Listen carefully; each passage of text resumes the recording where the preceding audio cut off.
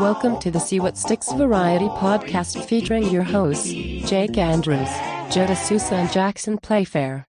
Welcome, episode 5 of the See What Sticks podcast. I am your host, Jake Andrews, with my co-host, Jackson Playfair and Joe D'Souza. How are you guys doing today? Very good, very good. Hello, doing wonderful. Awesome, boys. Well, we got a pretty juicy week since the last time we podcast, and you guys got a lot to talk about. I don't have a particular agenda, but I think we should just jump right into it since it'll be a shorter one today, but still give you enough to chomp on. When you guys want to talk about anything in particular? Well, we might as well touch on briefly, at least. I get the madness that's going on right now. It's just riots and the world's ending and it's the apocalypse. So that's all I got to say with that. That's 2020 for you. Yeah, I think this year just gets weirder and weirder and crazier and crazier. But I think at the same time, with all the weirdness, there's definitely I think society as a whole is looking at reality harder than we've ever looked at it on such a massive scale. You know, like even backing it out of the riots and going previous with like coronavirus and stuff, I feel like everyone was kind of living under this like that can't happen to us mentality. Like we're not living in this, living on this rock that's hurtling through space at an unknown speed, going nowhere that no one understands. And like we could just blow up at any second, but we all push that out of our mind and think of other things and worry about our own worries and anxieties and issues. But then we also forget that a pandemic can just come and wipe us all out or get us all sick and spread so fast we don't even know what to do. And then we have to deal with that, and we all as a society have to face it head on and see how we do it and how it goes. And obviously people were separated and diverse and had different opinions and ideas and thoughts about it. And now I feel like we're kind of tapering away somewhat of that base because of everything that's been going on recently with the riots and the Black Lives Matter protests coming on such a large scale. I think is the biggest thing. I think that we've obviously seen this kind of coming for a few years with different small occasions and small moments that have come up in society and been talked about on different platforms or whatnot. But I think that for the first time in our life, an issue that we all kind of thought was dealt with, I guess, because of ignorance and ignorance of the fact that it doesn't bother me on a daily basis. There's not something I deal with on a daily basis.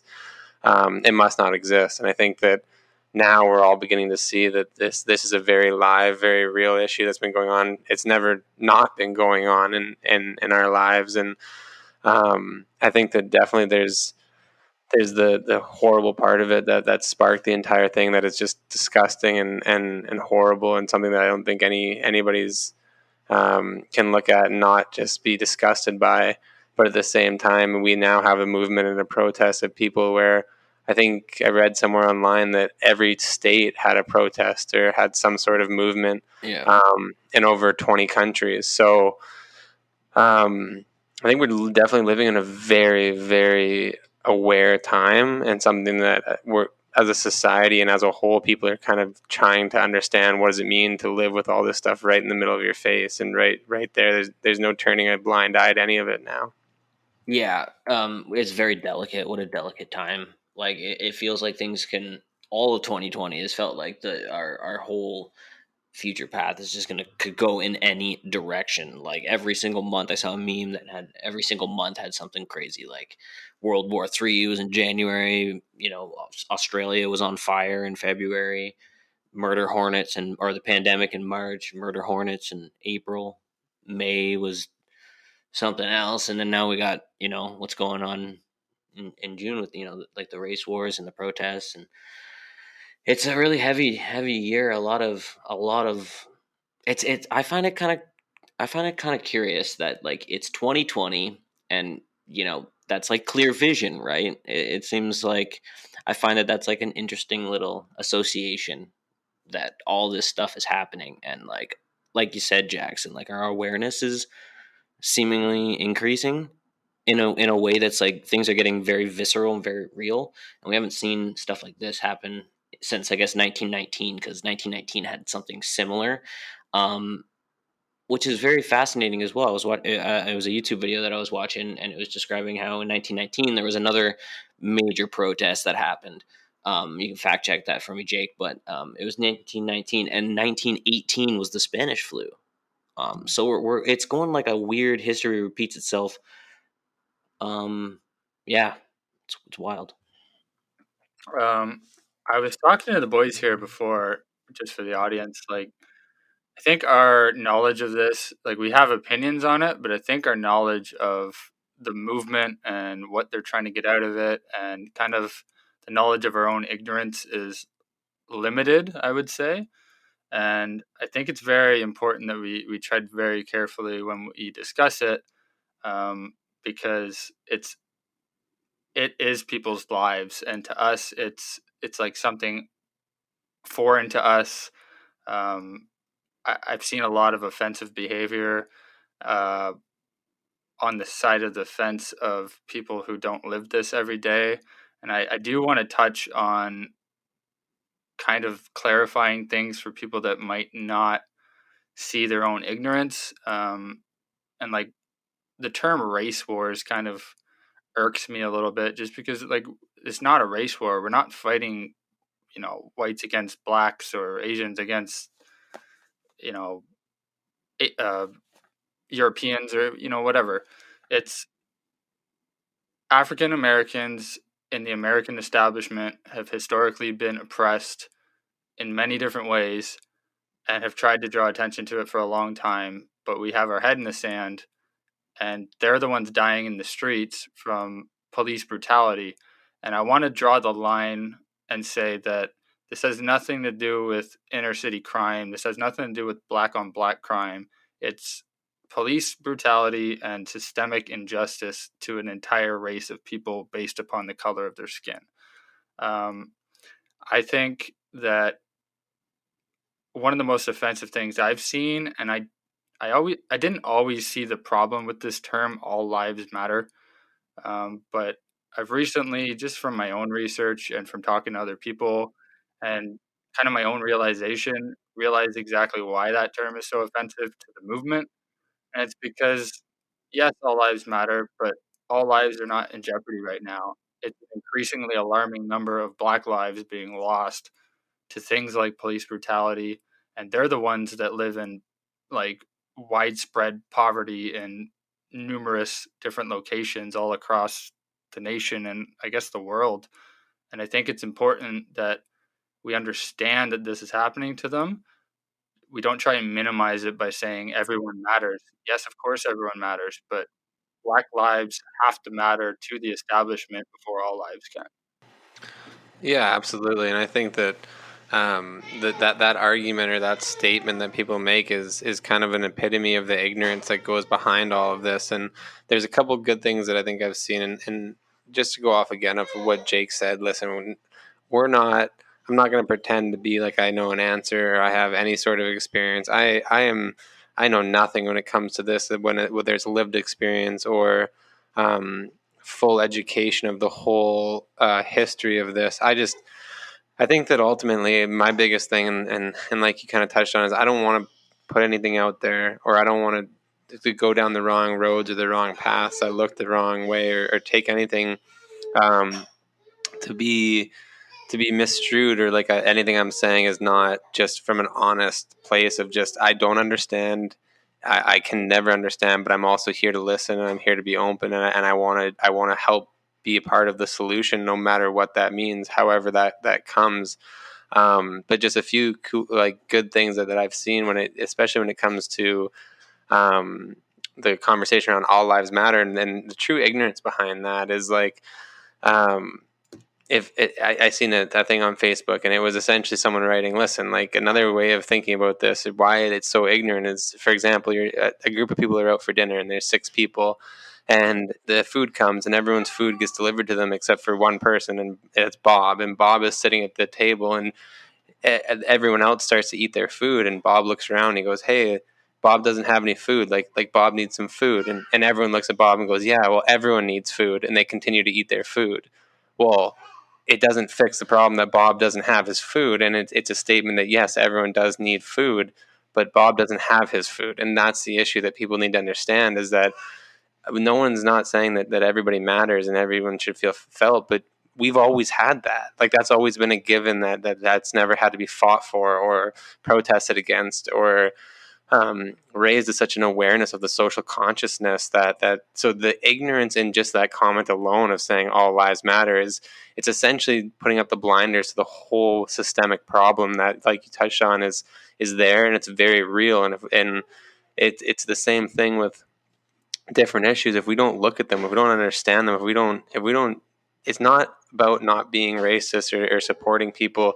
It's quite literally about being anti-racist and stopping it when you see it and standing up when you have a voice that you might not even know you had. Like, and that's the thing that I think people are trying to get the message out there for, is if you have what has been classified as white privilege, or the feelings that we have of never having to worry about certain things that other people have to worry about, well, then when you see that injustice, you must stand up, you must do something, you must voice your opinion, you must be anti-racist, because it's gotten to a point now where, like you said, power and a police force and a group has now shown repeated patterns of behavior against a specific group of people to a level where now it does take everybody. It does take the whole world looking at this and understanding that it must change, and it must change for a reason. There's no explanation. There's no understanding that can go into this other than the fact that something has to happen. And I think that just from being able to watch and see what has went on and what continues to go forward, I think as a whole, people are fed up with the whole entire thing, and people are showing that with protests and with voices and together, some sort of change is out there if we continue to look and support each other and understand that we can never understand. Wow, yeah, there's a lot to be said. I think going back to my whole concept of this needs to be extremely delicate of a conversation, because it's so easy to have triggers. I didn't even really intentionally mean to trigger with the race war, quote unquote. That was just what the meme said, right? And it was played for humor. But now, looking at it on a much, I guess, more empathetic lens, this whole thing about all lives matter versus Black Lives Matter is, like, everything that you guys were saying was absolutely correct. And I think people are taking consideration why Black Lives Matter is being said first, and why people are also getting so frustrated when people say all lives matter. Because I think all lives matter is, I think, where we want to end up, right? Because then it doesn't identify any specific culture or race that needs it needs to be exposed as having not become equal, or not feeling like things are equal for them. And I think that's why it's so important that Black Lives Matter is something that is very considered right now. Like, people just need to consider the empathy, right? Like, people need to just try their best to put yourself, like, it's nearly impossible because you're never going to feel it. But at the same time, like, putting yourself in those shoes, like, trying to be as empathetic as possible is, I think, where is a safe way to be right now, because I think we have to be safe. But like, a lot of statistics, there's people like Ben Shapiro and even Michaela Peterson, that are throwing some contention to a lot of what's going on with the social media. And I'm trying to be as completely unbiased as possible. And so, like, but I bring up Candace Owens. She's a public figure. She's a Black woman that's very well spoken and has a lot of very clear ideas and concepts. And she speaks extremely well and extremely clear. And she's actually showing up. She did a live video yesterday where she was showing frustration with martyrdom and kind of like how this all ended up. Like, the whole message is, I think, important. And she was also and Ben Shapiro and a few others are also thinking the same thing. Like, I mean, the stats are not really quite lining up with what's being told in the public, and there's this kind of throwing gasoline on the fire. A big issue that, including myself, that I find with what's going on right now is that people are rioting. Like, it's one thing that if all 50 states were all doing a nice peaceful protest, which a large majority of people that are protesting are trying to do that, but there are a lot of people that are trying to take advantage of this and ruining other people's lives. There's videos of an older African American woman that like she's bawling. She's bawling because her entire lifestyle was completely destroyed by these people that are just going around and robbing everything, burning buildings. Like, CNN has a thing where they're like, the guy's like, "Oh yeah, it's very peaceful," and then he's like, "Yeah, so that's just a giant fire in the background. It's very, very peaceful." There's another guy that's just like, "Oh yeah, everything's so peaceful," and then a Hennessy bottle comes flying in from the background, hits him in the back. And so, like, where's the line here? Where's, Well, like, I think just like not to interrupt. I think the thing that we have to understand, and the point that I feel is, of course, it's so, to me it's like it's like one of those live, love, laugh posters. It's like, yeah, I know, like I know live, I know love, I know laugh, but it's not that easy. And I think that when we look at this and we say, well, violence isn't the answer, I think to an extent, like, we know, like everyone knows that, but I think that that's the where people are now, like, of course, the hard and horrible part about it to me is the rioting and the protesting are not necessarily connected. They're two separate things in my mind, because people who are rioting are looking for the human gain out of a situation, of a vulnerable situation where people see that they can take advantage of something and they go after it. And ultimately, there's been a plethora of videos online of people who are protesting peacefully, stopping rioters and saying, like, this isn't what our message is. This isn't what we're trying to get across. This isn't the point that we're trying to make. In saying that, I think the initial first day where everything kind of kicked off and there were massive fires and there was violence and there was all this stuff, it really, in my opinion, was a wake-up call of the realization of, yeah, we know, but we've tried. Like, this message has been trying my whole life. There's been different moments, and the amount of specifically Black African American lives that have been lost because of this. I don't want to say I condone the rioting and I condone the violence, because I don't at all, and I don't agree with it. But I also think it's almost impossible to say that you don't understand it. Like, it has to be understood at this point. It has to be something that yes, there needs to be a better solution. There needs to be something that we can come to grounds on, and people can understand that, like, this is a systemic issue that needs to find a solution that we can start working towards. It's deeply disturbing to me, though. Like, it's incredibly disturbing to me that, like, George Floyd is a martyr right now. his image is being used among a few others that are being added to his image, that he's like the face of this protest right now. But people seem like, and this is coming from Candace Owens, and she Googled who George Floyd was, and he's like a 5-time convicted or charged criminal. And, like, George, they're using, George Floyd, like the man that died. yeah, like, he's a criminal. And Wow. like 5 times over, and then all this criminal activity is going on, and it's very frustrating because it seems to sour the message, right? Like, it'd be one thing that, like, it makes things very sour, and it's really too bad, to be I honest. think Like, I think that's a very narrow view of it. I think no matter what the guy was, nobody deserves to lose their life like he lost it. And, whatever the stats, like, okay, I like Ben Shapiro. I listen to him. I think he's very articulate.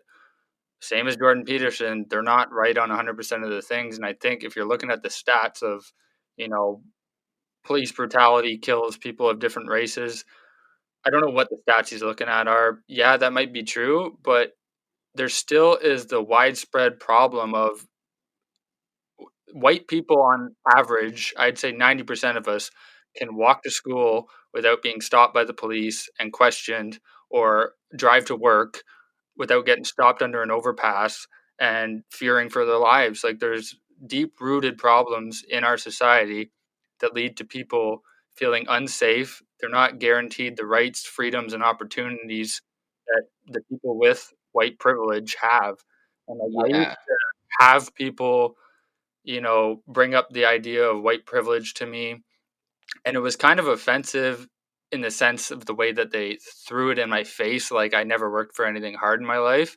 And I would be offended at that to this day if they tell me that. But there is no doubt that you have white privilege. So somebody just said it calmly and explained to me that all the things that you take for granted are things that we've never had.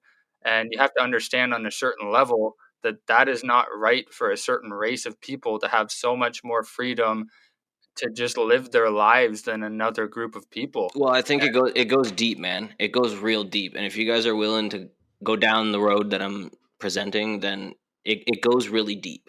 And I think I it's think not right now it's not appropriate, to be honest with you. well, it's I not mean, just accusational. for conversation's sake, I'd like to have the. I mean, if it ends up If it being becomes something that we feel comfortable or not comfortable going past with, I'd like to have the conversation because I kind of wholeheartedly disagree with the statement that having a criminal past and being. I'm reading an article right now in the New York Post, and um, I hadn't done evidence or research on this, but I think that the whole point of this movement is the fact, kind of what you pointed to, Joe, that like he's viewed as George Floyd is viewed as a criminal. Like I'm reading the two arrests that he has.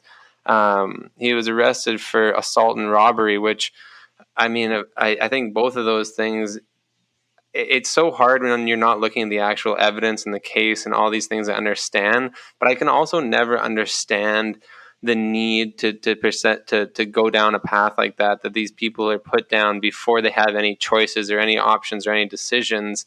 And then the next thing that is he was arrested for, charged with, was firearms to drugs, which again are situations that are systemic within a problem of a community and a neighborhood, and the way that people are put into this situation where they're born into this what else are you going to do situation. Like it's a lot more of it is a fight for your life than it is a fight for someone deciding they're going to go run havoc on a city or do bad things. I think a lot of it comes down to the whole point of why this movement is happening is because these people don't have other options. They don't have other choices. They're born into these things, and then they're prosecuted and they're painted in an image that then makes it a lot easier for people to say, oh well, yeah, that's the type of life that they chose to live. Like no one's choosing to live this type of life. You're being pushed towards this without any decision.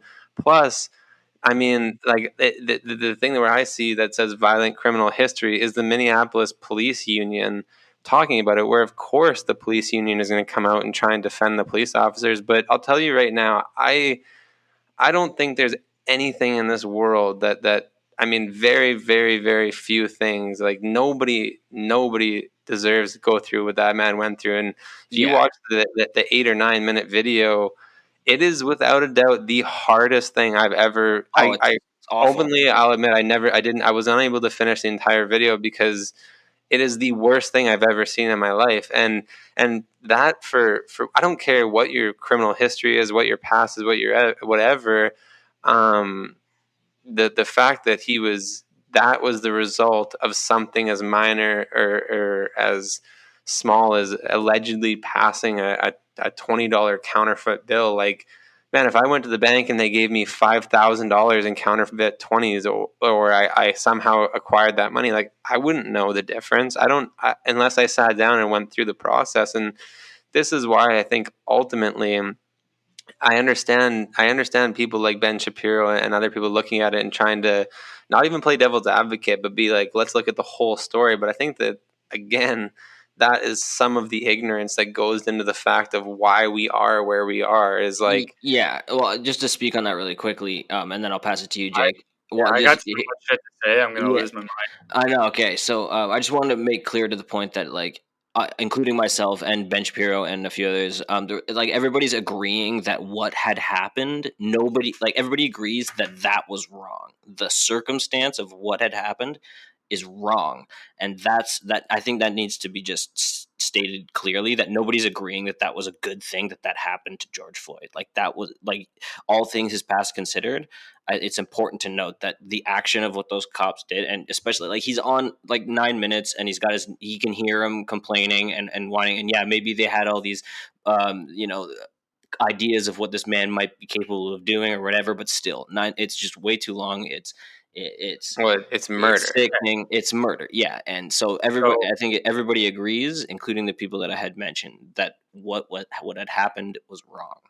So let's draw some parallels here.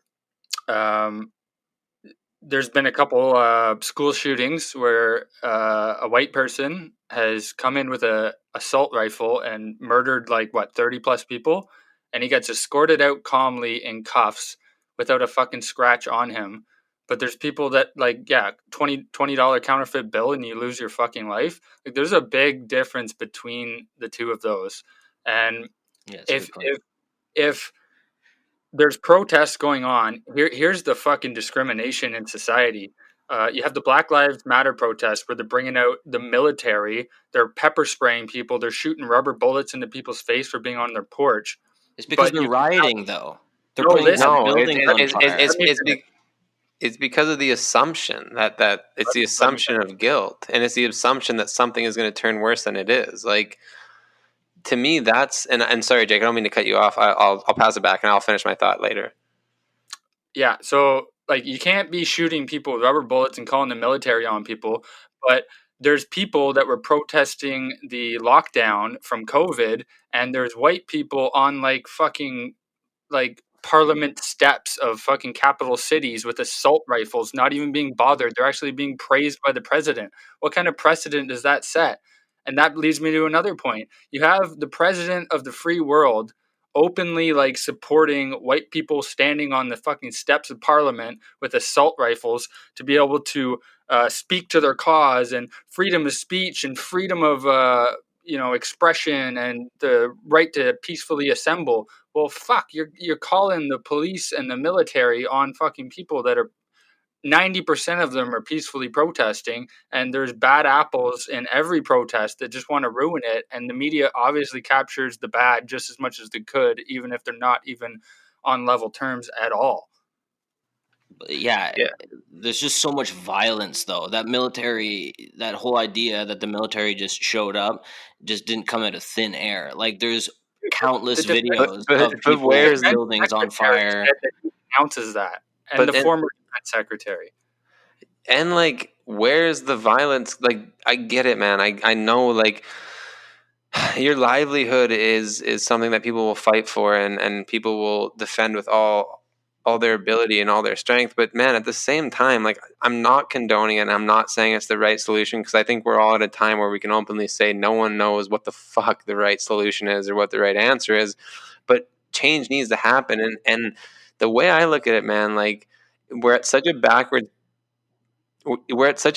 place that the military intervention and seeing tanks rolling through the streets of Venice, of Santa Monica, of New York City, when did the fact of having a military be to control the people of your own country? I get it. Yeah, I don't want to see buildings burned down. I don't want to necessarily see these buildings and shops and stores being raided and Apple stores being smashed and Gucci. But at the same time, man, we can rebuild that, and we can deal with that. And if you have to burn stuff to the ground with nobody inside, and yeah, it's horrible. It's not the right solution. But if that is legitimately the point that we are at, that it takes for people to go, okay, there is absolutely no cause for the effect that happened. There was, and not just one time. This is countless, and we are three middle-aged white men talking about something on a platform that we've created to be able to discuss our own ideas, that we might not have all the answers or the right solution. But I think even trying to have the fact that there's violence and whatever that comes from it, I think the thing that's blowing me away is the violence is coming from the people that are supposed to be controlling this. And if you can't control it, then let it burn down. Let it. I understand that I don't want to see innocent people die, but if you have to hold off and let the people protect themselves, let them realize, hey, we don't want to riot, we want to protest, we don't want to burn stuff, we want to talk, we don't want to, that is what is going to happen if you let things just be the way they are, instead of bringing in these tanks and these rubber bullets and you can't use tear gas in in like it's in the Geneva Code that you're not allowed to use this, and we're tear gassing our own people. Like that's Let the problem. let Oh my me goodness. there that like yeah, I don't agree that they're burning like their own community, but I think it's the small minority of people who are doing that. And what bothers me is when you see videos of the police moving in and tear gassing and bulleting people. Most of the footage I've seen, they're not doing it to the people that are rioting. In some cases they are, but like at least 60-75% of the videos I've seen, they're opening fire on people standing there peacefully protesting or trying to walk away from the police, but they're not doing it fast enough, so they get clubbed in the back of the head It's and such a knocked. mess. Yeah. They maced a 9-year-old girl. They fucking shot a rubber bullet at like a 7-year-old woman. Like, come And on, like tear gassing people because like they're out past curfew, and the people are like, we didn't even know curfew was a thing because you announced it 2 hours ago. Like, well, let me it, let me just say this. There's a very important point that I think is lost on some people when they don't understand why it escalates to the point of riots. If you go back to the Rodney King situation, it's kind of the same as now because Rodney King got the shit beat out of him on television. Yeah, he was a criminal. Yeah, he was a bad person, but nobody deserves what he got. He had 4 people just hammering on him on the ground. He's already fucking subdued. What the hell are you doing? That's just police brutality.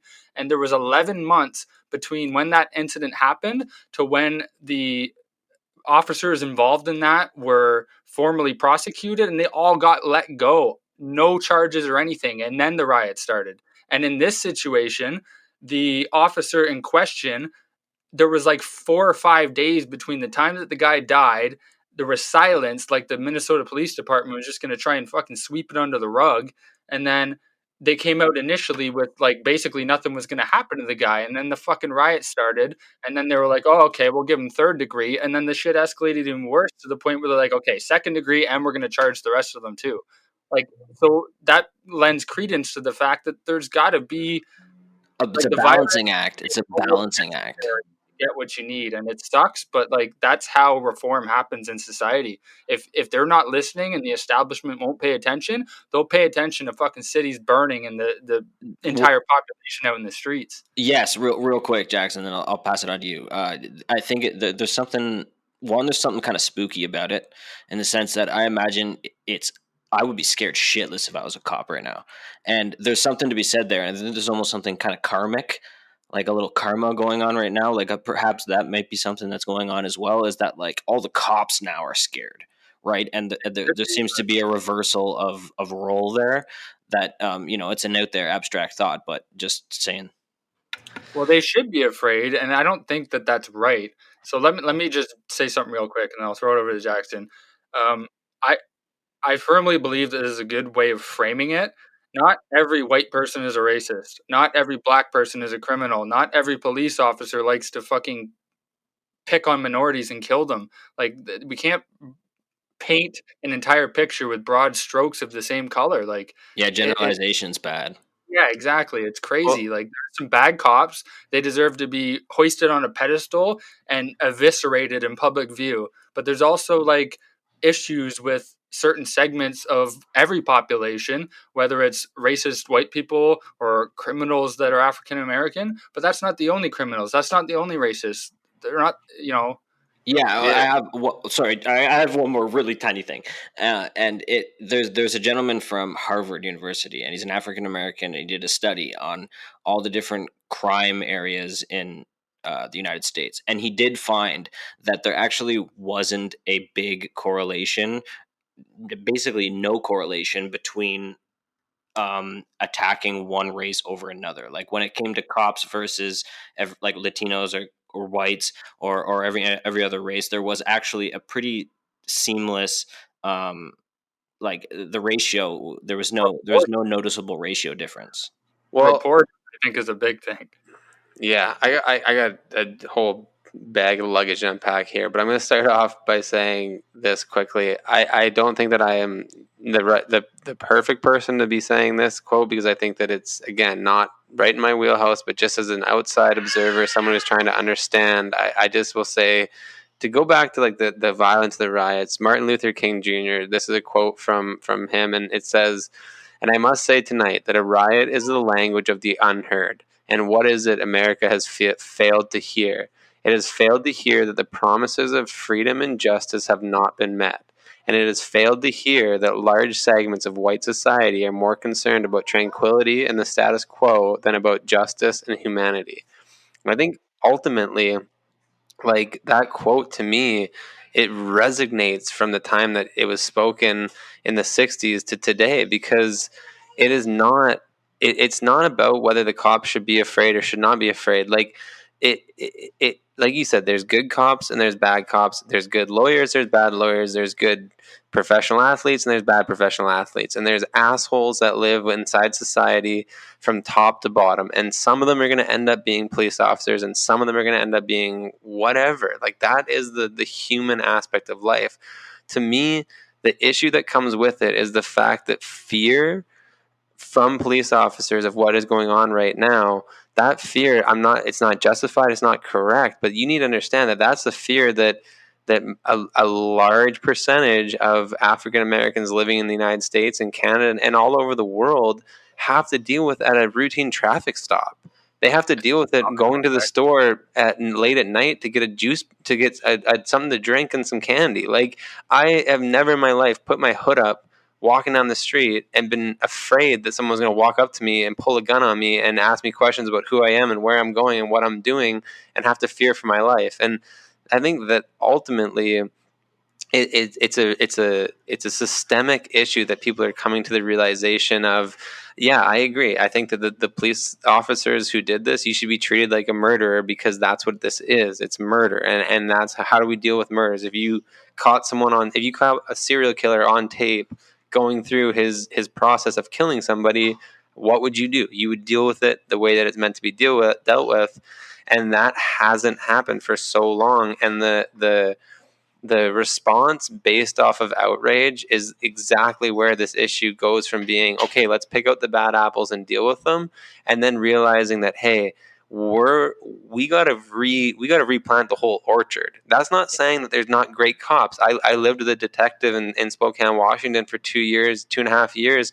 He was a great guy. He was able to understand different issues. He was able to understand, and he explained to me a lot of the issues that are revolved around keeping justice, quote unquote, and keeping people free, and giving people the ability to feel protected. But at the same time, it's impossible to look at the system and not realize, okay, there's an issue. There's a problem that comes with people understanding other people have the right and they have the ability to live free as they should and not be questioned by that, whether you have a past or not. If you're out there walking around and you've been judged to be a suitable member of society by your peers and all that stuff, then you cannot make a judgment. You cannot be afraid because of the person you're talking to's skin color. And that is the issue that I think we see and that is being fought against so loudly right now.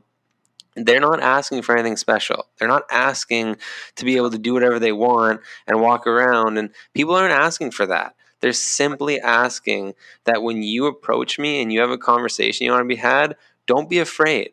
Don't look at me and say, oh, this guy might this and he might that, and therefore, because this is why we have assumed causes that have an effect that is absolutely detrimental to the human race, like, as a whole. And to me, that is where I think then we can, if unless we have more to talk about revolving this, I just want to shift it towards kind of something a little bit positive, which is, you know what, we're not going to figure out the answer on a podcast with three guys talking about life, but I think that there is things that each and every single person, cops, individual, everyone can do, and that is be aware and for these cases, I'm sorry, but I truly believe, like, let's stop making excuses. Let's stop playing devil's advocate. Let's stop looking at this and trying to understand it from every angle. And let's understand it from the biggest, most hurtful angle that it's come from. And that's the loss of lives that have come from people that are supposed to protect you.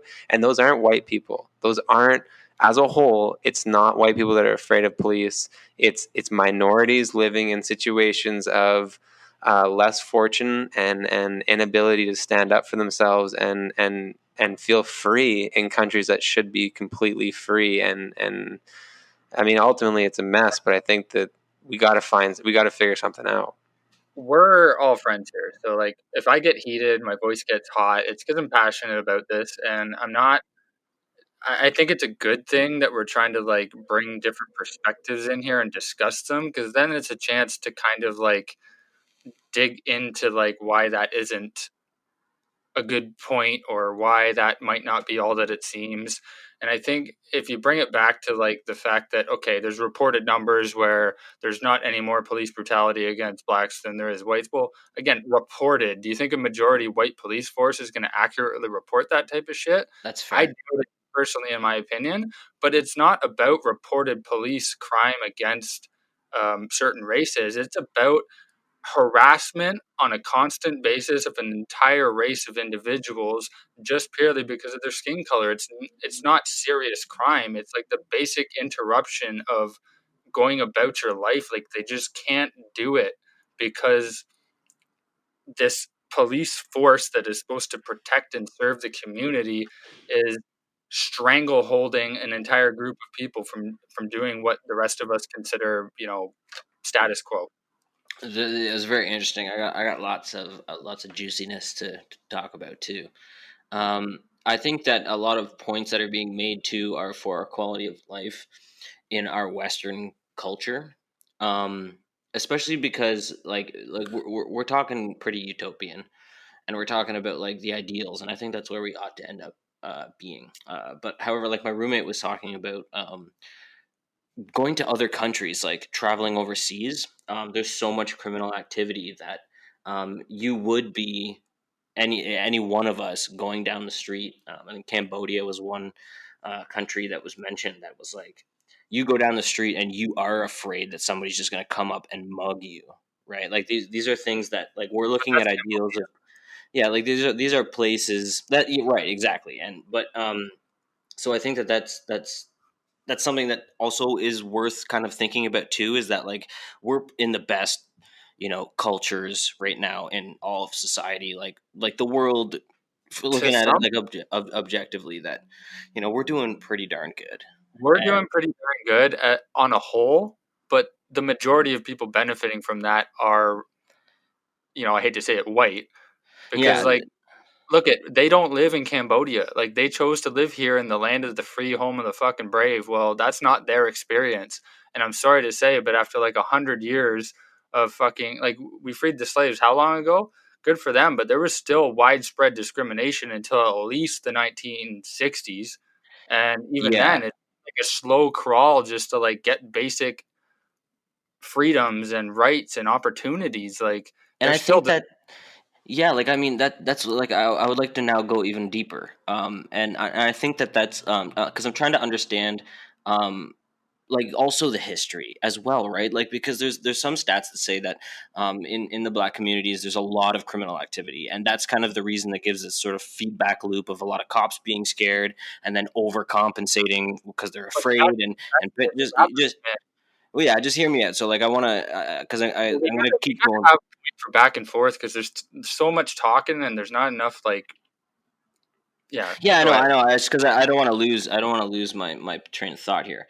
But so like the idea is that like if we go back further, like there's a higher degree of criminal activity in those in black communities, and I think that is because of the way things had started out, right? Because like there was so much discrimination and continued like for centuries discrimination that it's made it so that a lot of black individuals are all experiencing this collective racism because like it hasn't completely gone away because like it's not just like everybody's born equal and has all the same equal opportunities. No, there's a lot of people that have to really kick and scream out of the unfortunate living environment that they're brought up in if they're in really bad neighborhoods or whatever. Like it takes a lot to come out of that, and then There there's is. all this criminal activity going on as well. Like it just keeps feeding back into itself, and I think There's that well, like it just really quickly. I think that like again, there's something that like is I get it. Like I understand that why the riots are happening,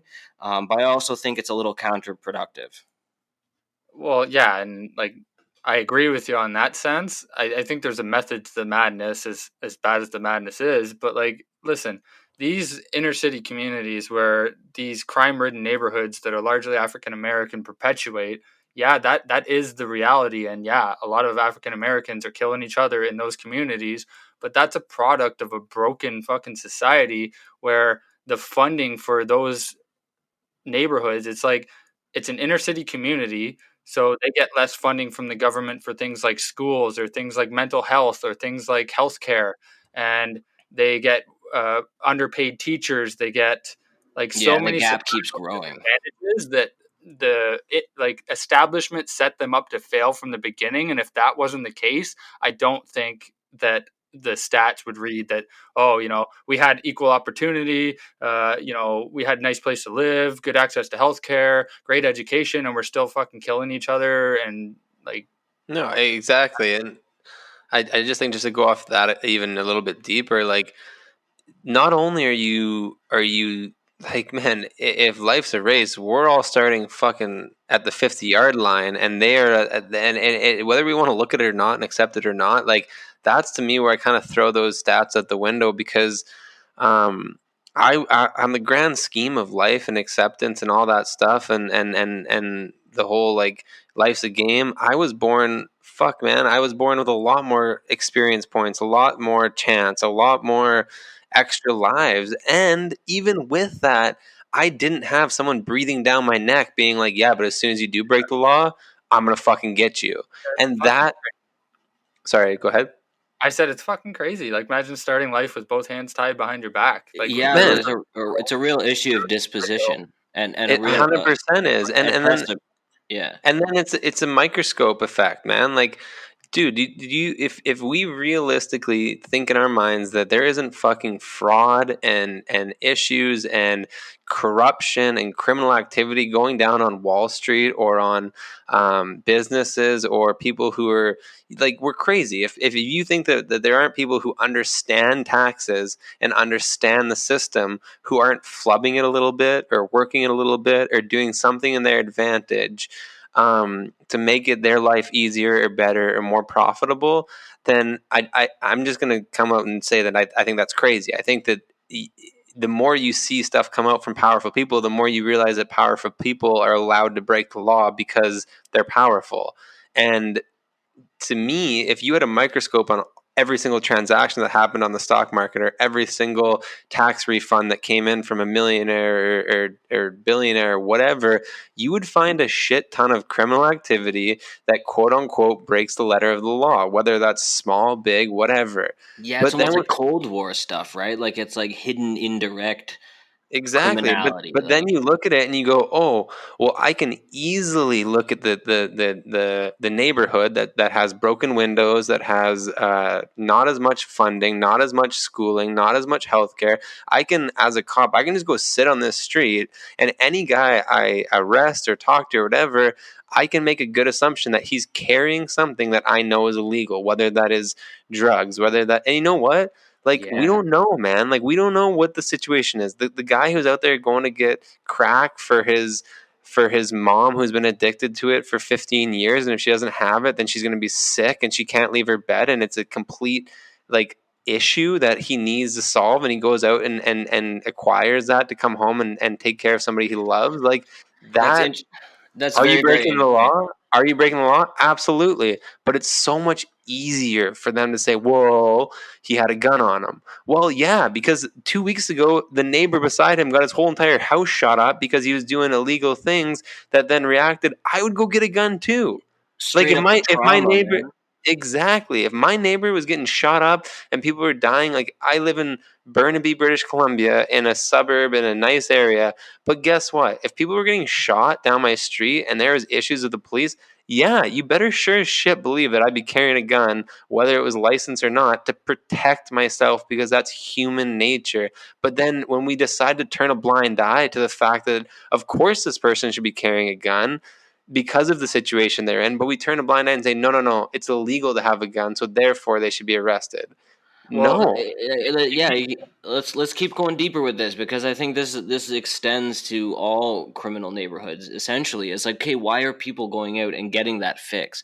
Why are people engaging? Why are people getting, like, you kind of hit right on the nose there by saying that, like, listen, like, they have everything around them is already so traumatic and it's so intense and everything. There needs to be, pick your poison or whatever. There needs to be some sort of give to balance that out, whether that be, hard drugs or whatever. And then there's, again, that feedback loop that continues to perpetuate and build until we have this narrative that just completely imploded. And another thing that I want to point out as well is that, unfortunately, in a lot of criminal neighborhoods, that there's a lack of a father figure.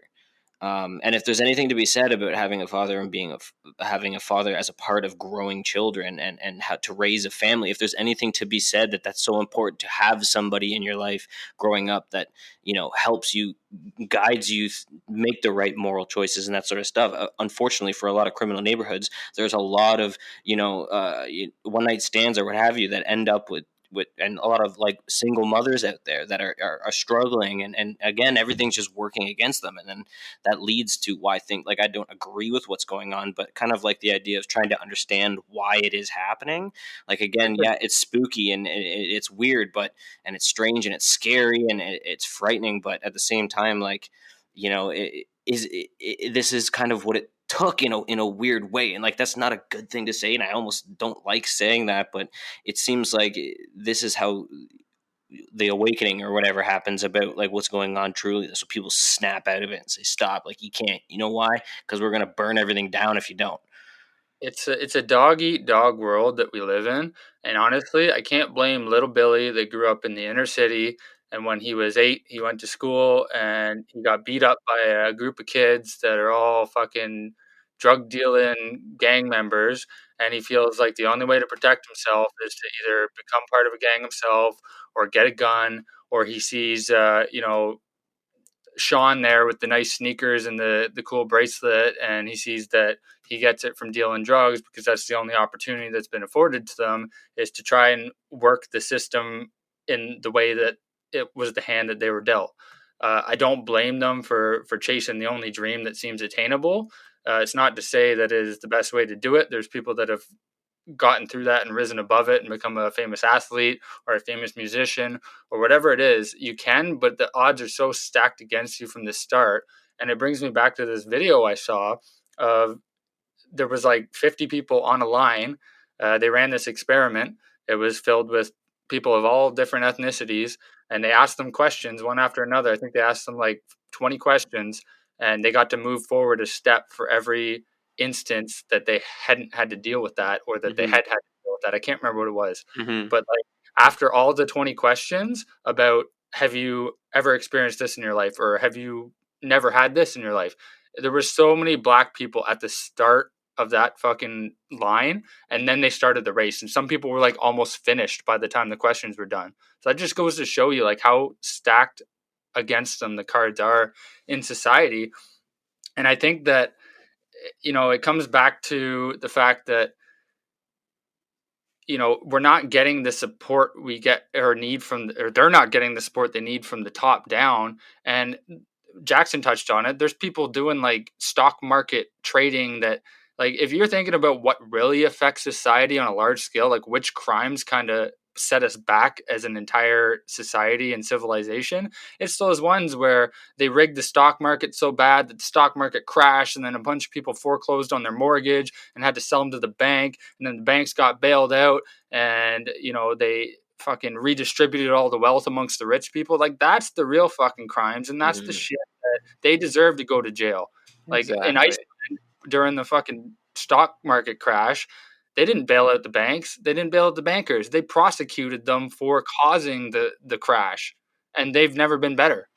Yeah, exactly. And I think that ultimately it's understand, and that's the problem is when, I mean, it's so crazy, but I think I also want to state that Canada's not off the hook here. Like, we're not just looking down south going, oh, America, figure it out. Like, we also have issues. We also have problems, and we also can be better. And I think that the biggest thing that all I can really state and continue to say is, like, listen, I can openly say I'm not a racist person. I believe that everyone should have more than equal. I think everyone should be able to to wake up and feel safe, to walk outside and feel safe, to feel like they can share their voice and their opinions and be loud and express themselves and be an individual and be what you believe, and just enjoy yourself and enjoy this experience the best you can. I truly believe that. But I also think that um, the issues that we see are so outside of my realm that I'm just trying to understand. And I'm just trying to just simply say that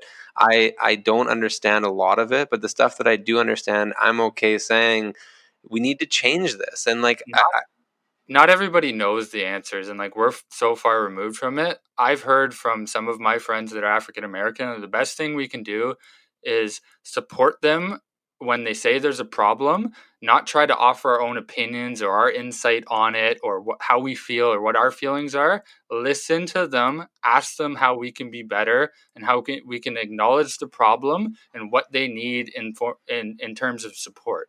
And you touched on it, like Canada's not fucking removed. Look at the Indigenous genocide that fucking happened, what, like 150 years ago, and we're still exactly. dealing with it. Like Michelle works, or sorry, I don't want to name drop, but she works in Indigenous services, and like, my God, are they ever strapped? And fucking, like, yeah, we give them money, but it doesn't always make it to the communities, and No. there's a very big problem just in that portion of society. And Joe, we grew up in Kingston.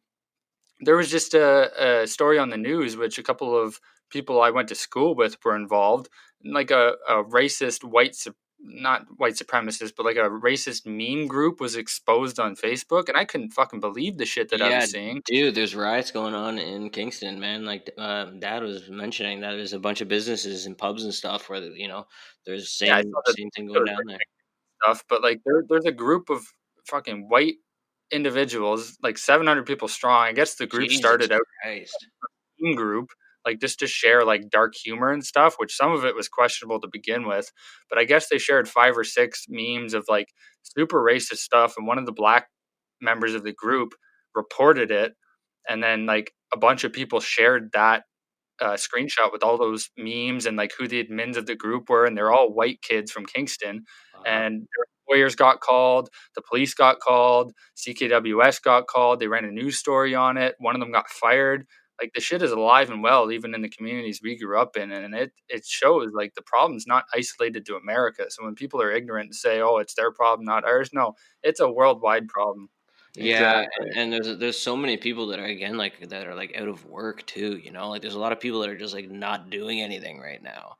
And so like it also I think just kind of adds to what's everything that's going on like it's crazy, dude. So crazy. All right. Well, fuck. We could unpack this for the next like 3 hours. I'm assuming we're all very passionate about it. I didn't expect to talk more than 15 minutes just because I didn't think that we could have a conversation without like, stepping on our own feet. But I'm proud of us for like providing, you know, I wouldn't say insight or whatever it is, but like we talked about it. I don't think we really said anything offensive. I think we actually, contributed something that's positive out into the world and sent out good vibes. And we all want, justice to prevail, and we want them to get the support they need. Yeah, and But I think it's important that we talk like this, right? Like it's important that the discussion happens. There always needs to be that communication open, and try and be as unbiased as we possibly can, and be empathetic and look at it, as without heated opinion or whatever, but just try and again like tread carefully. I think we did a really good job of that. We hit some points that hopefully are at least maybe provide a little insight, just a little bit of being like we've done that for each other. I think a little bit, even just by exploring the thoughts, because as long as we continue to do this, and if more people continue to talk things out, we'll have better problems. Like we'll have better solutions for all of our problems.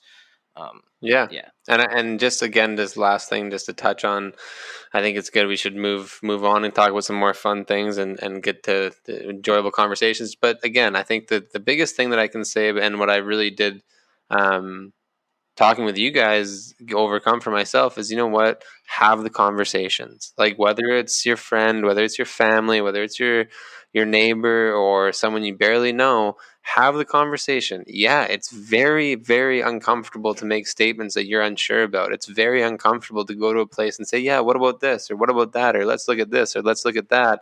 It is, but that is what needs to happen, in my opinion, during this time of where we are, is have the conversations, be okay being uncomfortable. And more than anything, if you are in a position, whether you want to recognize it or not, or whether you want to look at it or not, if you have privilege, if you haven't dealt with the things that we talked about and that people are continuing to talk about, be open. Like, understand that you don't know. Understand that there's perspectives that you can open up your mind to and you can try to understand. But ultimately, just it's a good lesson for life. Like, go through life acting like you don't know fucking anything. That is ultimately, in my life, what I've learned is the best way to be the guy who says, I don't know. Like, I have an opinion. I'll talk about my opinion, but I'm also very, very willing to let that opinion change. And if I get information that I believe from people that I listen to and I understand, then I'm more than okay changing my opinion. Like, I think for me, the biggest thing about growing up and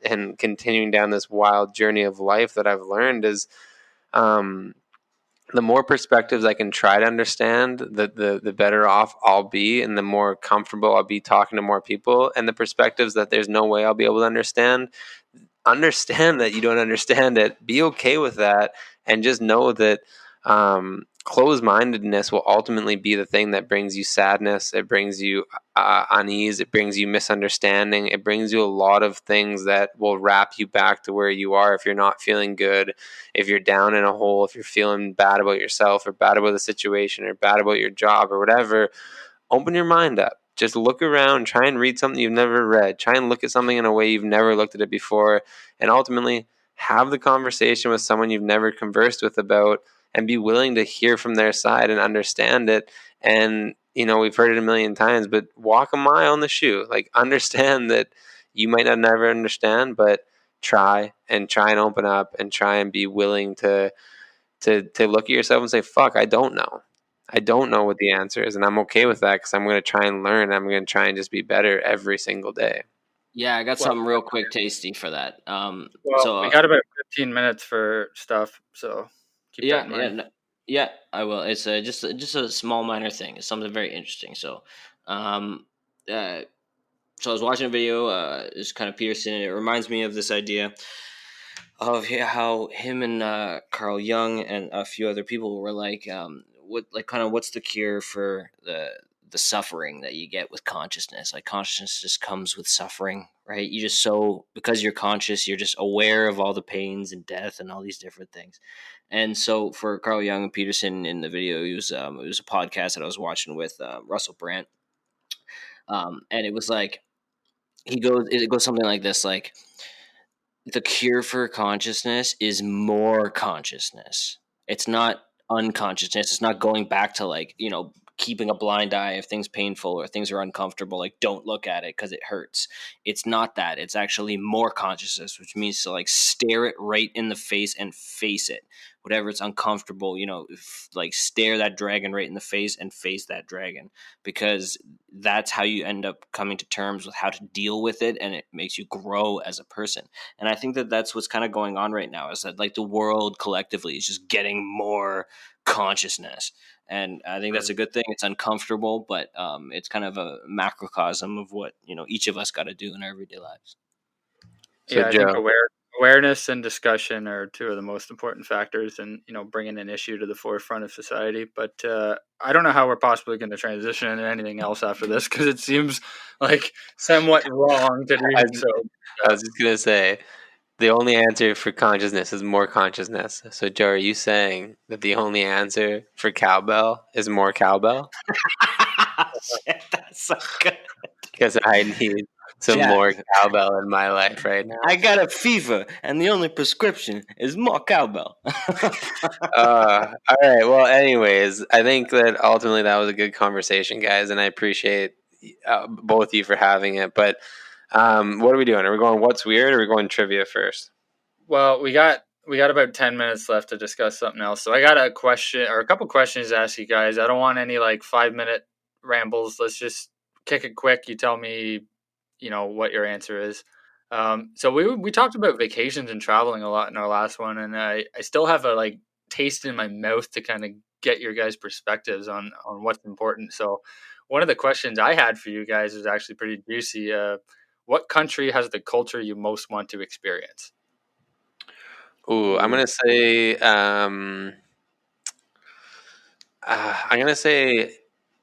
like country specific Thailand, but as a whole, like I think Southeast Asia is something that I really am intrigued by, and that's my just quick like to put it in a box and so it's easy to understand why. My brother's been there a couple times, and it was actually his reasoning for why he wanted to go there, and that really turned me on to it. But he said that he read in a book when he was like 14 that Thailand was the happiest place on the planet, and it's where the most like just happy, like go lucky people are very kind, very friendly, whatever. And that's kind of what pushed him to go to that. As I've matured a little bit and grown up very small amount in my life, I've realized that like ultimately that's the only type of positive interaction I want to have with people is happy, helpful, good interactions. So for me, that's kind of always been on the bucket list of something I really want to go enjoy their culture because I feel like it's something that oftentimes gets put in the shadows, living in a very modern, capitalistic, I guess, economy and world that we live in here. So something that's more just be friendly, have a smile on your face, enjoy every day. I think that'd be really cool to experience for a while. Joe? Yeah, there's a couple of places in mind. I guess Greece because I've always been fascinated by Greece, but I would love to go to like the Amazon because like Vancouver. I when me and my sister Jax we went down for a walk the other day with me and Jessen. There was this rock that was like Vancouver used to be a rainforest, and I was like, that's so cool, and it kind of makes sense on why like the trees are so big. But I would love to like kind of check out an act. I know that's not like actually a culture, but it's a place in the world that I would love to go see. I've been to the Amazon. Did you know that? I didn't know I that. did not know that. I stayed 3 nights in the Amazon jungle in a treetop lodge. Wow. Yeah, we kayaked down the Amazon River. We saw crocodiles. We saw piranhas. Sasquatch. We saw anacondas, Whoa. sloths. We swam in the Amazon.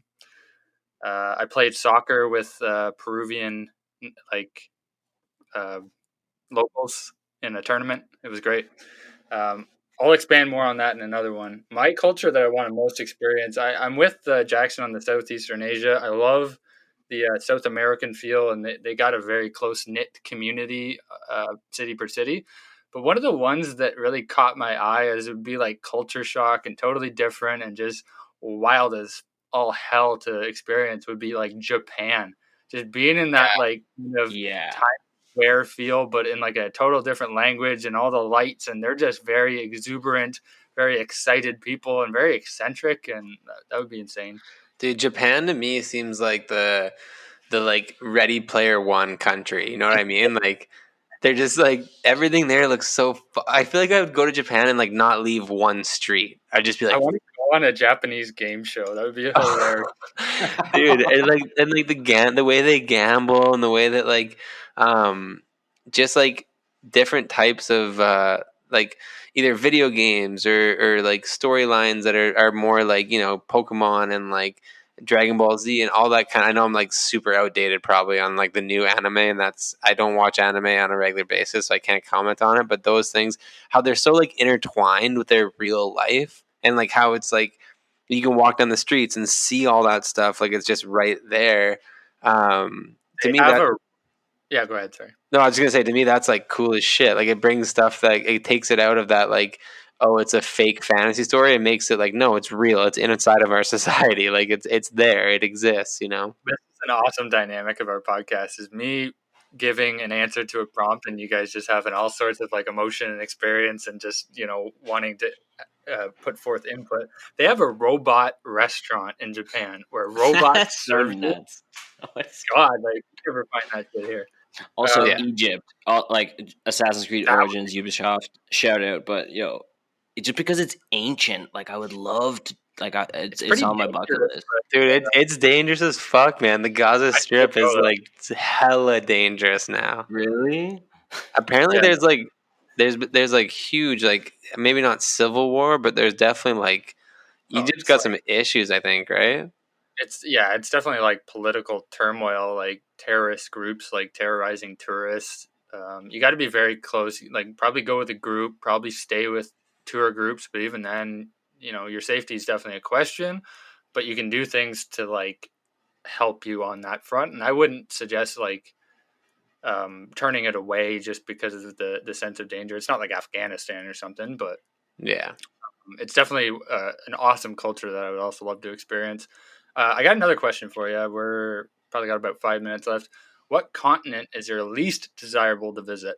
And what country in that continent would you visit anyway, and why? Antarctica. Dude, that's so funny. I was just about to say I was literally gonna say fuck Antarctica. Penguin City to the south or whatever. Oh yeah, dude. No, fuck that. Like when you're thinking about a continent, not Antarctica, which one has like no countries that you can think of that you're like, yeah, I really want to go. But like, what is one country in that place that you'd be like, yeah, I would go anyways? I don't know if What there is one. I feel like there's something about every one of them, but that's first? If a I'll give you. cop-out answer, I guess. So the continent I would least want to visit is probably Africa, just because there's a lot of poverty. There's a lot of like political issues, like warlords and stuff that like make it unsafe, and like pirates in Somalia and stuff like that. But there's also countries in there that I would love to go visit, like Tanzania or Kenya for this Madagascar. safari experience. Yeah, Madagascar. The what's the other one? There's a Mauritius. Have you guys ever heard of that place? No. No, but I believe you. It's called Mauritius. It's next to Madagascar, and it's right on the southern part of the peninsula. And it's an island country it's wild, man. We'll check it out more on the next one. But does that give you guys any ideas? Like, is Africa also your answer, or Honestly, for this might be an ignorant answer, but just as a more joke than a real answer, but like the Americas, like that's a valid one? like fuck this place, dude. Like, no, I'm kidding. It's great, but I think it is kind of that like we live here all the time, so I'm kind of just like yeah, whatever. I've seen it, but Yeah, we're numb to it. yeah, I mean, and then in saying that, anywhere in South America, I think would be cool to visit, just because I've never been there. So like, I think Brazil would be cool. You guys failed this one. What's that? Did you guys failed this prompt hard? Yeah, hard. That's I a tough mean, one. Antarctica is such a slam dunk. Yeah, I know. In North America, where's a place in North America that you would really want to visit? In New York City. I'd like to go to New York City, but like I don't know, man. Then again, New York City is like not New York City anymore. Really cool. You know what I mean? Like it was, and it's crazy because I lived on the East Coast for like 4 years and never ended up getting down there. But yeah, I think that would be a cool place. Yeah, I would like to go see Carol Baskin's zoo. I went to New York City. I was on the Maury, or I wasn't on the Maury show, but Did you go see the Maury show? No, we were. Okay. We can't delving into this, but somebody I know was on the Maury show, and I got to go and be in the audience. What? Yeah, dude, so that might be a clickbait title for one of our podcasts. Jake knows a guy that was on the Maury show. I'm writing that shit down. I'm writing Jake equals Maury. I'm gonna bring that up. It was a really cool experience. But fun fact, it's not so fun because it's actually pretty scary. Is I was in New York City on 9/11 the year before it happened in time. Oh shit, dude. 1 year later, if we had the same episode, fuck, we would have been in this shit. Yeah, dude, that's crazy. Okay, you don't have to get into it, and definitely when we do talk about it, because we're going to talk about it, but this is clickbait for the future. Like, was it really aggressive while your buddy was on Maury, or was it kind of just like something funny? So I'll tell you, because we got about 45 seconds till I'm going to transition into our segments. It was a boot camp episode, and like the behind the scenes aspect of it, like we met Maury. He's a cool guy. He's very like stoic. But the producers and stuff, they're totally aware that it's TV and that it's all built for ratings. So it's a boot camp themed episode with like a bunch of bad kids, and they were telling the kids that are on the show like, oh, if you happen to steal something, it might not be such a bad thing, and they put like, it's out of style now, but they put a bunch of like CDs and a bunch of like shit that they knew the girls would fucking go for in the green room and expected them to steal it. Like, how could you resist? They're just baiting their contestants. Oh, look at these little bitches! They stole all this shit in the green room. Well, yeah, you told them to. Dude, it's TV. People don't realize you gotta create content. Content doesn't just come to you, man. You gotta create that shit. Someone's working behind it. I got some more travel prompts. We'll hit them up next time. Let's do. What's weird in the world today? What's weird in the world today? All right, boys. I'm going to put Joe on the spot first. What's weird in the world today, my friend? Okay, so it's not necessarily something that is in the news or anything that's like particular to today, except for that it was a thought that I had today. And I found something very weird. And we're going into space and cosmos here. But, okay, so light doesn't experience time. That is bonkers to me. And let me explain just real quick and why I think it's very weird. Is that, the faster you go, the more you approach the speed of light, time around you gets slower and slower and slower. And then once you hit the speed of light, time becomes zero. So that means that when you're traveling at the speed of light, you don't experience it. So the idea is that like a proton of light experiences its birth and death. It's all the same moment, and everything that it's traversed, like any galaxy that shot out light from 17 billion years away or whatever, that's past the Big Bang time or whatever. But anyway, from that huge distance at deep space, that light didn't experience any time, and that's so bizarre and weird to me. And it's not something I just throw it and say, yeah, that's weird. So what do you think? You think that's weird? Because I think that's weird. I think there's a lot of shit about space that's weird, and we'll definitely unpack that after I watch some Cosmos, because I want to have some like a couple things that I thought were cool and like get exactly how Neil describes it. Dude, you know what you guys should, if you haven't listened to it, you should listen to is, oh man, now as I say it, I forget the guy's name. Son of a, it's the guy who was like from area 41? No. 51. What? Area 51. The guy who like escaped and talks about, he went on Joe Rogan and talked about how like space travel could probably be a thing. No? Okay. Is it Tom DeLonge? Bob Lazar. There we go. Found him. Bob Lazar on Joe Rogan. Watch that shit, dude, and talk, and then we'll discuss it deeper. He talks about element 115, which is essentially defies gravity and allows you to use gravity as a fuel source. Flotation device. It's man, we don't need to go deep in this, but essentially it's like it's like if you put a bowling ball on a bed, think of it that way, right? And the bowling ball goes into the bed and everything around it gets sucked down towards the bowling ball. This element does that with gravity. So it allows you to like force gravity and face it wherever you want, and that's essentially how alien crafts apparently work. What? Listen, I don't believe everything that they say, and they're not all kooks, but I would just say listen to Bob Lazar on Joe Rogan, and then we'll talk about it next episode. The funny thing about Joe Rogan is that like one of the lead singers for Blink-182, his name is like Tom DeLonge or Tom DeLonge. I don't know how to say it, but he's a big pro alien guy, and he went on Joe Rogan, and Joe Rogan basically took the piss out of him, and like afterwards called him a kook. And then all this shit recently came out about like you remember we were talking about like the Air Force or whatever released the videos. I hope he apologizes to Tom, because there's got to be some truth to it.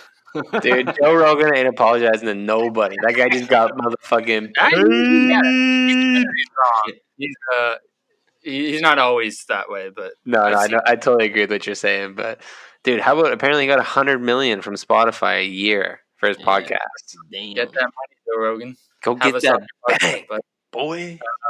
So what's weird in the world today? This is from a long time ago. It's from 12 December 2019, but I'm going to post a link, and I'm going to let you guys look it up before I even talk about it, because you'll probably have a little giggle. I was just scrolling through my feed and I was like, wow, if that isn't the definition of what is weird in the world. What the fuck is that? So Dude, apparently, yes. California beach, thousands of quote unquote penis fish have washed ashore, and you can see the nice shape. Oh my goodness. That is That's a definitely, nice looking ween. uh, the official name for the interesting creature is the fat innkeeper's worm, a name which they got because they live and burrow in sand and mud that often contains other animals. But yeah, penis fish. That's a lot of penis fish. That's That is a very weird. large amount of penises. That's way too many penises on the beach. Yeah, without Yeah. any bodies, like what's going on? Just schlongs Oh, God. everywhere. That's definitely in the realm, though. Oh, dude. Okay, wait. In this article you sent us, which we'll post, it says the phallic-looking fish is actually a food delicacy in Korea and China. Of course it is. And to make the idea of eating one even worse, they're often eaten raw with Wow. just salt and sesame oil or a little red chili paste.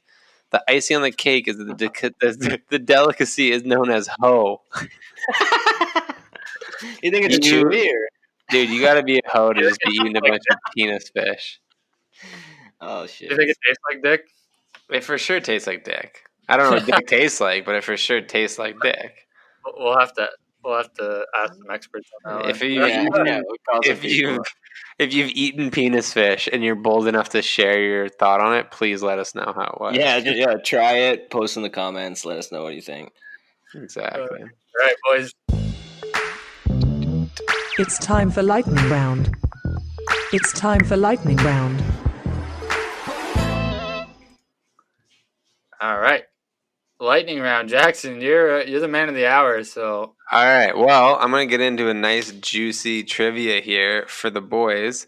But first off, I got a little what's weird that I didn't get to sneak in there. So I'll slide it in there just lightly. And I want everyone to Google this because it's ridiculous. As if you thought the Kardashians couldn't get any more outrageous, there's a new TV show coming out called Kirby Jenner, and it premieres on Quabi, which I've never even heard of before. But Quabi is apparently a network. And it centers around a 24-year-old performance artist who has risen to fame over the past 5 years because of his parody Instagram account where he pretends to be the fraternal twin brother of Kendall Jenner. So this guy pretended to be Kendall Jenner's twin brother for long enough that he now has his own TV show on an actual network television. Wow. And that is why it's amazing to be alive in 2020, my friends. Okay. Jackson, you broke the rule, but I'm going to allow it because Joe and I like you a lot. Do I not get it? What's weird if I'm hosting the trivia? I thought you did get it. What's weird with your alien dude? No, that was Joe's alien guy. Oh, my Bob Lazar. No, my Bob Lazar was comment. Anyways, this show is still on the tracks. We're not going to let it get off yet. So we got some trivia. And you know what, guys? I thought, how can I do a trivia where I ask some questions where you guys should at least know the answer? And I put a lot of effort into this 5 minutes before the show started. And therefore, I came up with 11 questions that I feel are answerable. And I think you guys have a fair shot at all 11 of them. And they make sense. So today, our topic is trivia revolving around movies and TV shows. All right. So, as our trivia always works, I'm going to ask a question. First one to answer gets it right. If you get it wrong, next guy gets a chance to answer. And then we'll just free ball it from there and see how it goes. So, You're going down, bitch. are you guys ready? I was born there. All right. Question number 1. What are Italian Western movies called? Spaghetti westerns. Boom. Jake. Wow. 1-0. All right. Nice. In the hit I had no AMC TV show Breaking Bad, what kind of car does Walter White drive? An SUV, a green one. No, that's not. We need a specific. You can either have the make, which is not actually this, but you can either say Ford or GMC or whatever, or the name of the car. Subaru. El Camino. Ooh, no, but that actually was I think that was the car where he fucked all those guys up in the last episode and where he put like the gun and Never mind. We're not going to spoil it for anyone who hasn't watched Breaking Bad and has been living underneath a boulder for the past 5 years. Hyundai? It is not a Hyundai. We're going to give Jake. We'll give one more chance to Jake. See if he gets it. It is such an ugly car too. A Plymouth something. Oh, you're close. All right. It is a Pontiac Aztec. And if you look that car up, it is hideous looking. All right. Question number 3, 1-0 for Jake right now. What song plays over the opening credits of Guardians of the Galaxy?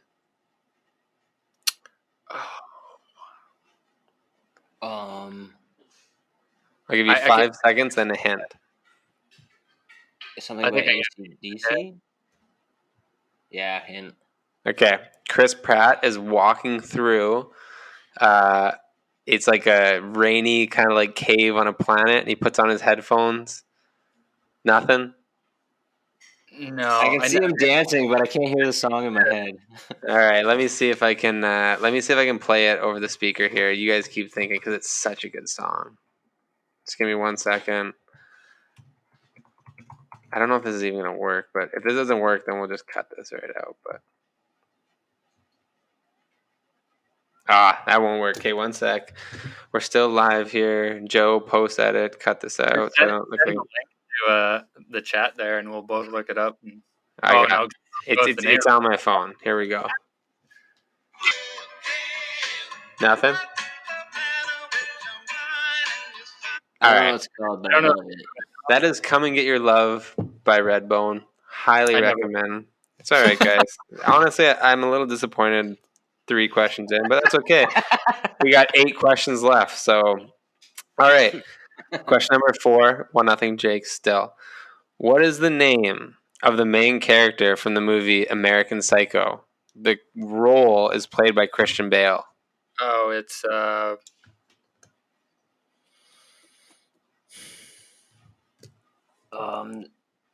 something Bates, Mr. Bates. Ooh, close. Patrick Bateman's the guy. There it is. Was that your guess, Jake? Yeah, Patrick Bateman. Let's say that. Yes, Bateman. sir. Patrick Bateman. Bang on. Another great movie. If you haven't checked that movie out, highly recommend it. I think Christian Bale in general just can like pretty much play anything, and I'll watch it. Yeah, he's got a couple crazy movies. Right. All right. Question number 5.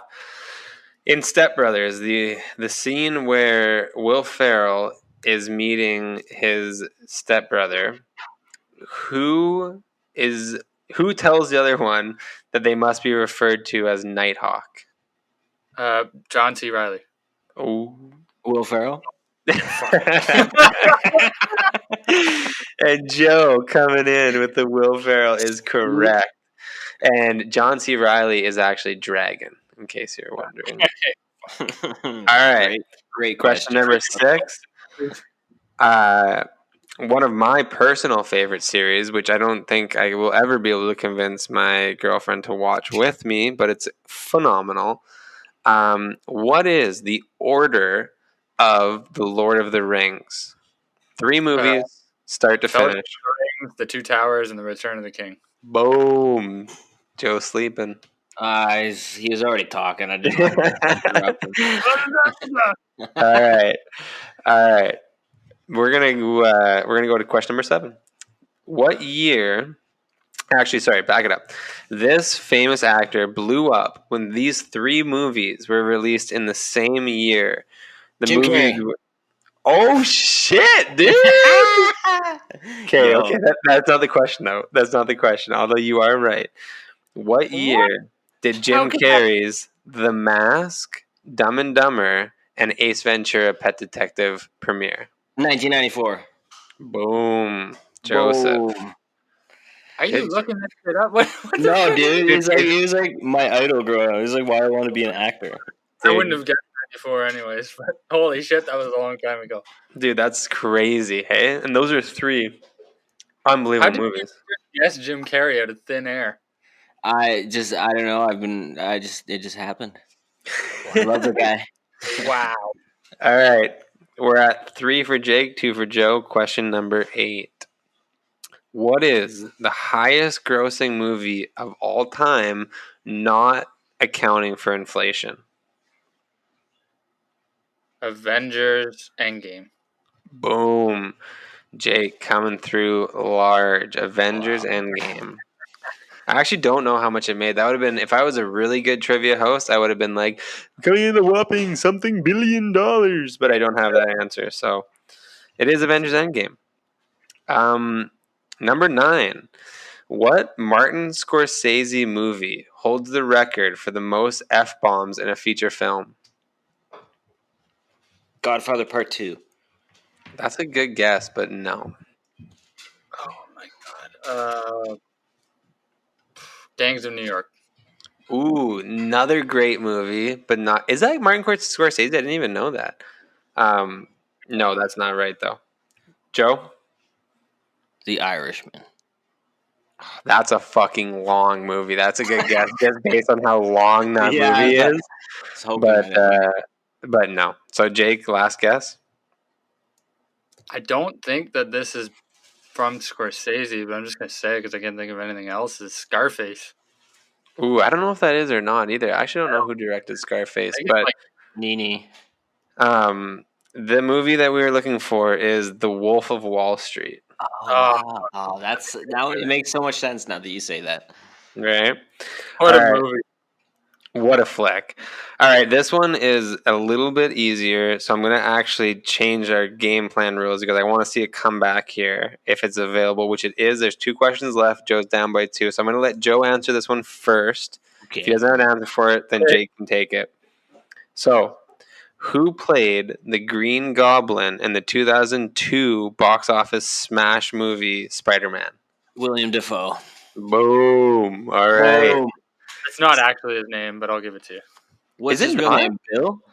It's not William. It's Willem. Oh, That's a cheeky little. that is a little cheeky, but that's good trivia. That is good trivia right there. And if we were more advanced, then we would give Jake the point. But I want to see if we can have a tie out of 11 questions. All right. So this question, Joe needs to get it right. Jake for the win. Neither of you guys get it. Jake wins. In the Netflix original Stranger Things, what is Eleven's real name? Ella. L. Ooh, that is incorrect. Joe? Real name. Like first and last name. No, just the first name. Oh, I know it now. Marjorie. Wrong. Jake? Is it Jane?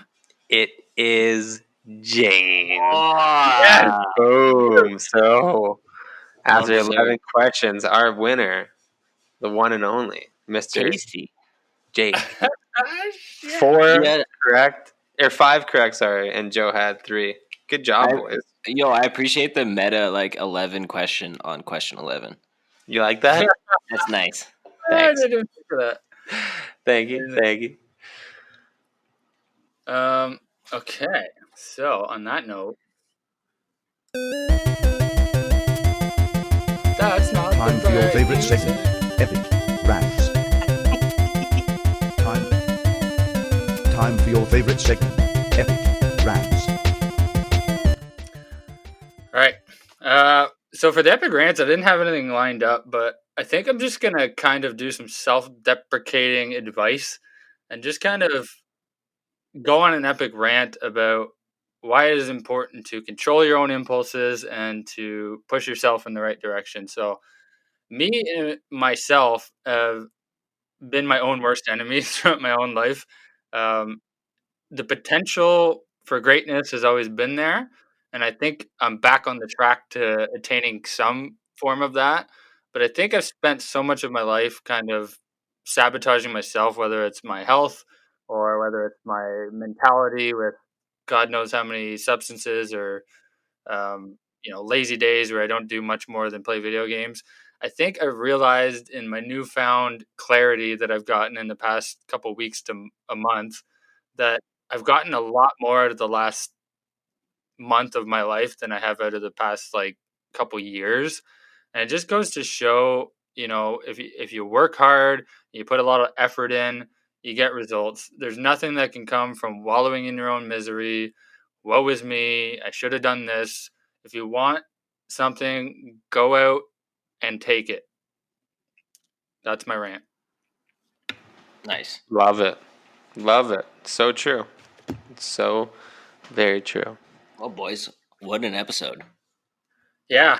I mean, we reached the gamut of emotions from like anger to sadness to, you know, joy, I guess, with our segments as always, which is a good reason to have them in there because no matter what we talk about, there's always trivia.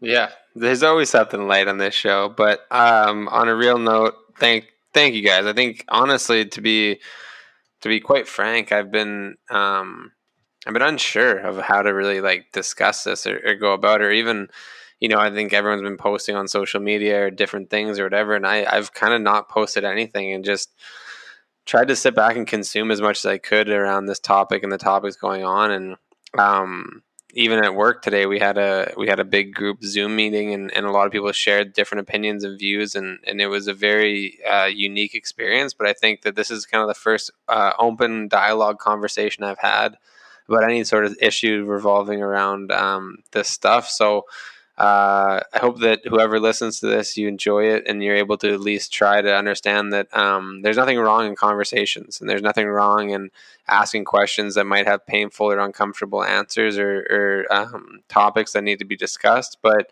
don't be afraid to talk. Don't be afraid to tell your parents or your brother or your sister or your family members or your neighbor that you see something differently, and that you believe something different, because ultimately that's the only way the world's going to change is conversation and understanding and openness. So for me, I just want to say thanks to you two guys, because I appreciate having a forum that I can come and speak and really hear things and understand things from different perspectives. And anybody out there, if you're listening, if you want to talk, if you got issues or problems or something that you don't know how to discuss, we're just three guys that enjoy talking with each other. But if it helps you, we're always open to reach out and discuss anything. And I just want to be able to help anybody who feels like they're going through something that is tough. I know we all have in different ways, and will continue to. But reaching out, having conversation, I think is not the only answer, but it's one answer. So thanks, guys. Yeah, likewise, like right back at you.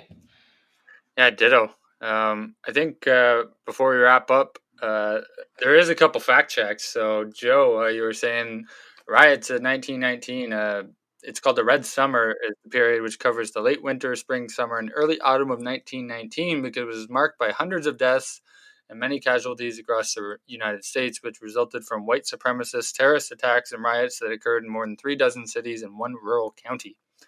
We won't dive into it, but that's kind of the basis for what he was talking about earlier. Yep. And Avengers Endgame made $2.79 billion worldwide. That's so much money. Avatar is in second for unadjusted at 2.789. So like, I don't know, 100,000 less, which isn't a big difference. Yeah. Awesome episode again, guys. It's always fun. I look forward to every episode we do, and I continue to look forward to it in the future. If you guys want to check us out on our website and social media, you can hit us up at www.seewhatsticks.net. You can check out our blog posts or archive podcasts when we get them up there. Feel free to comment, give us some insight, email us some content suggestions, or anything you want to say about anything we've discussed. Check us out on Facebook, See What Sticks, a variety podcast, Instagram, See What Sticks podcast, Twitter at See What Sticks 01, and YouTube at See What Sticks, a variety podcast. So until next time, signing off. This is Jake Andrews, Joe D'Souza, and Jackson Playfair. Have a good one, guys. Bye-bye. Peace.